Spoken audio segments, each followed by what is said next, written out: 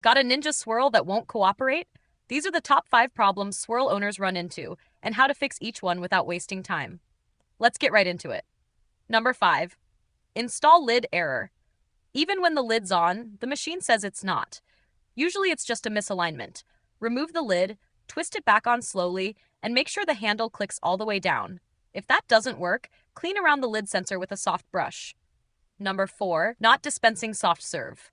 You hear it spin but nothing comes out? That usually means the swirl press is misaligned or clogged. Unplug, remove the press, clean the nozzle path, and check for frozen chunks blocking the track. Number 3. Display on, buttons not working. If the screen lights up but nothing responds, hold the power button for a full second after plugging in.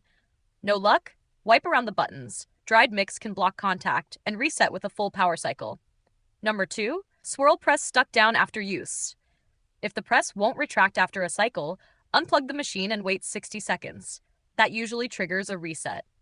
If it's still jammed, gently lift the handle and clean the press track to remove any sticky buildup.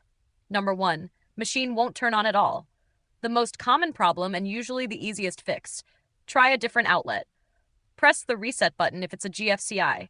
Still nothing? Check the lid, bowl, and handle alignment. The machine won't power up unless everything clicks into place. Want step-by-step videos for each of these? Check out our playlist. And if you're dealing with sticky parts or dried mix, we've also linked a food-safe brush set down there.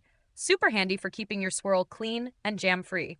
Subscribe to No Filler Fixes for quick solutions that actually work, and swirl smarter.